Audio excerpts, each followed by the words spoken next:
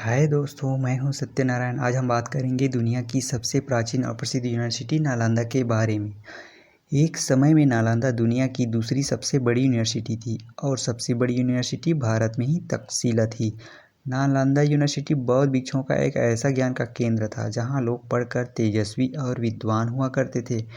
यहाँ पढ़ने के लिए भारत के ही नहीं बल्कि Indonesia, China, Japan, Korea, Malaysia, Turkey, Prussia और श्रीलंका से लोग आया करते थे।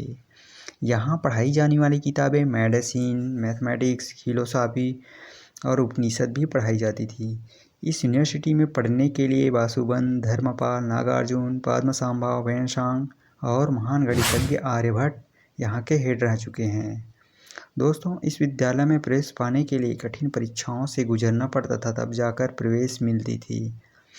चयनित छात्रों को रहने खाने की व्यवस्था विद्यालय द्वारा निःशुल्क दी जाती थी।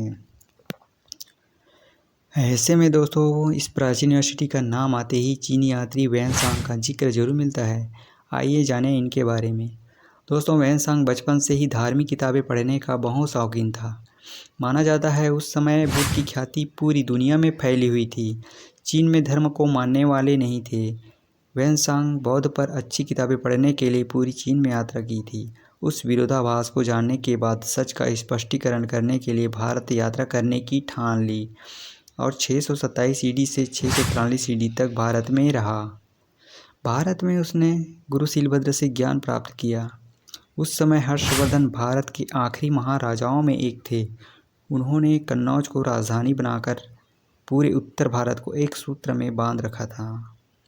हर्षवर्धन वेनसांग को कन्नौज पर आमंत्रण भेजा। वहाँ 500 ब्राह्मणों का सहस्त्रार्थ किया, जिनमें वेनसांग विजयी हुए। बाद में दोनों की अच्छी दोस्ती हो गई। कुछ समय बाद भगवान बुद्ध के ज्ञान को आत्मसात कर चीन वापस चला गया। उन्होंने पश्चिमी क्षेत्र ग्रेट टैंग रिकॉर्ड्स चीनी पाठ में अपनी यात्रा का विवरण दर्ज किया है। अपने इस चीनी पाठ में हर्षवर्धन की शौर्य, वीरता और करुणा का भी बखान किया है। नालंदा पर हुए आक्रमण के बारे में जान लेते हैं। नालंदा पर तीन आक्रमण हुए, जिसमें पहला आक्रमण स्कंदगुप्त के समय में हुनस ने किया था। फिर स्कंदगुप्त उसे ठीक करते हैं। दूसरा आक्रमण बंगाल के गौदास वंश द्वारा किया गया। इस आक्रमण के बाद हर्षवर्धन पुनः निर्माण करते हैं। अब तीसरा आक्रमण बहुत विध्वंसकारी माना जाता है। बख्तियार खिलजी द्वारा 12वीं शताब्दी में माना जाता है। एक बार बख्तियार खिलजी बहुत बीमार पड़ गया था। बहुत से हकीमों और दवाइयों से ठीक नहीं हो पा रहा था। तब किसी ने खिलजी को सुझाव दिया कि नालंदा पर हेड राहुल श्रीभद्रा आपको ठीक कर सकते हैं। तो उन्होंने मना कर दिया। वो नहीं चाहता था कि मुस्लिमों से बढ़कर कोई भी धर्म का ज्ञान इस क्षेत्र में आगे बढ़े। लेकिन उनकी सेहत और बिगड़ने लगी। तब उसने बुलाना ठीक समझा और एक शर्त रखा कि गैर मुस्लिम हकीमों और दवाइयों का उपयोग नहीं करेंगे। तब श्रीभद्रा को बुलाया गया। श्रीभद्रा ने उन्हें सलाह दिया कि कुरान के पन्ने रोज़ पढ़ा करें, आपकी सेहत में बहुत जल्द सुधार होगी। बख्तियार खिलजी वैसा ही करते हैं और कुछ ही दिनों में वे स्वस्थ होने लगा। बाद में उन्हें पता चला कि कुरान के पन्ने पर दवाइयों का लेप किया गया था।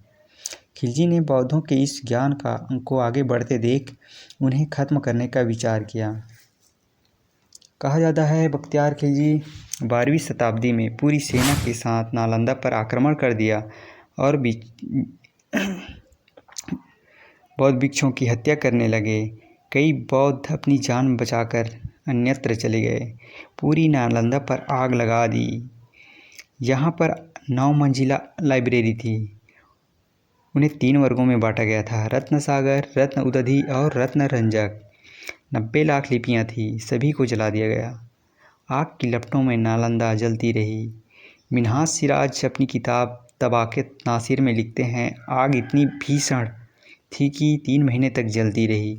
नालंदा को पुनः निर्माण करने के लिए कुछ बचा ही नहीं था। आग की लपटों में